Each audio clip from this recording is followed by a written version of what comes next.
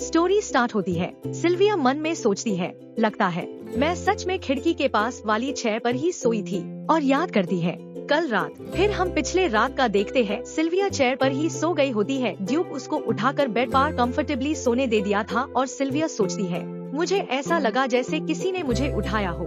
फिर कहती है, नहीं, ऐसा हो ही नहीं सकता, शायद मैंने सपना देखा होगा, और रूम को चेक करते हुआ बोलती है, लेकिन वो गया कहाँ।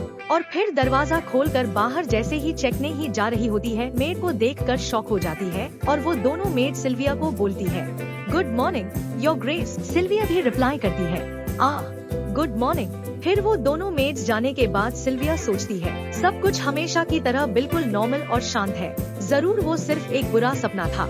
विंडो के बाहर देखते हुआ सोचती है, विक्टर असवान के वापस आने की टेंशन की वजह से मुझे इतना सच जैसा सपना आ गया। हाँ, सब कुछ सिर्फ एक सपना ही था।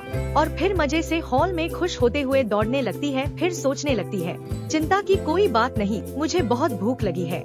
ये बोलकर डिनर टेबल में आती ही है। FIR अचानक से किसी से टकरा जाती है। सिल्विया गिरने लगती है, कोई उसे पकड़ लेता है। सिल्विया ये देखकर मन में सोचती है, ये कौन है, कहीं ये बोलती ही है। ड्यूक बोलता है, मैं 30 मिनट में निकल रहा हूँ। ड्यूक अपना बाल को कर दिया था, इसलिए वो इतना अजीब लग रहा होता है। सिल्विया मन में सोचती है, क्या ये सच में विक्टर असवान है? क्या ये वही आदमी है जिसे मैं जानती हूँ? इसकी आवाज और चेहरा अब पहले जितना खौफनाक नहीं लग रहा। लेकिन ड्यूक सिल्विया को कहता है, लगता है तुम चाहती हो कि मैं चला जाऊं, इसलिए कुछ बोल ही नहीं रही। सिल्विया डरते हुए कहने लगती है, क्या आप क्या कह रहे हैं? ऐसी बात नहीं है। ड्यूक सिल्विया के पास आते हुए बोलता है, तुम्हें रुमाल हिलाकर उदास होने का नाटक करना चाहिए। सिल्विया पूछती है, आप कह रहे थे कि आप जा रहे हैं? ड्यूक सिल्विया को छोटे हुए कहता है, हाँ 30 मिनट में। सिल्विया तो ब्लश करने लगती है और मन में कहती है, मैं क्या सोच रही थी?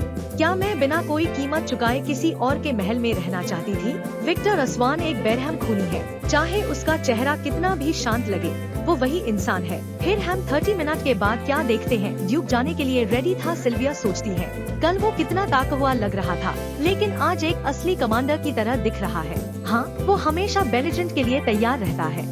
पीछे से सब मेड्स बैटन करने लगती है। हिज ग्रेस को वापस आए अभी एक दिन भी नहीं हुआ। अब जब वो फिर जा रहे हैं, तो डचेस जरूर उदास होंगी। सिल्विया मन में सोचती, अब देर करने का वक्त नहीं है। फिर एक्टिंग करते हुए कहती है, योर ग्रेस, और झूठ मत का आंसू गिराकर रुमाल से पूछने लगती है, और वही रुमाल लेकर ड्यूक को दीन जाती है। ड्यूक कहता है, सिर्फ रुमाल से आंसू पहुँच रही हो, लगता है तुम नहीं चाहती कि मैं वापस आऊँ। सिल्विया हैरान होते हुए कहती है, क्या? बिल्कुल नहीं। और सोचती है, रुमाल के कई अलग अलग मतलब होते हैं। सुरक्षित वापस आने की दुआ के लिए पीला रुमाल हिलाया जाता है। और फिर आगे ड्यूक को कहती है, मैं तो आपके लिए दुआ करते करते अपने सारे पीले रुमाल इस्तेमाल कर चुकी हूँ। और मन में कहती है, मैं कभी पीला रुमाल नहीं हिलाऊंगी। ड्यूक तो ये देखकर मुस्कुराता है। सिल्विया यह देखकर सोचती है, ये तो हर छोटी बात भी नोटिस कर लेता है।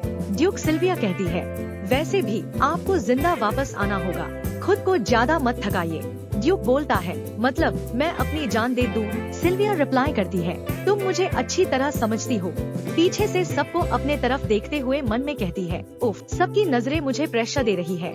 मेड सब कहने लगती है, क्या कमाल की जोड़ी है, हर जुदाई दुख और पछतावे से भरी होती है। सिल्विया मन में सोचती है, मुझे कुछ करना होगा।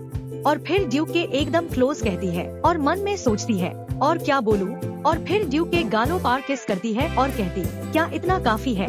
ड्यूक फिर सिल्विया का कमर पकड़कर सिल्विया को सीधा किस कर देता है।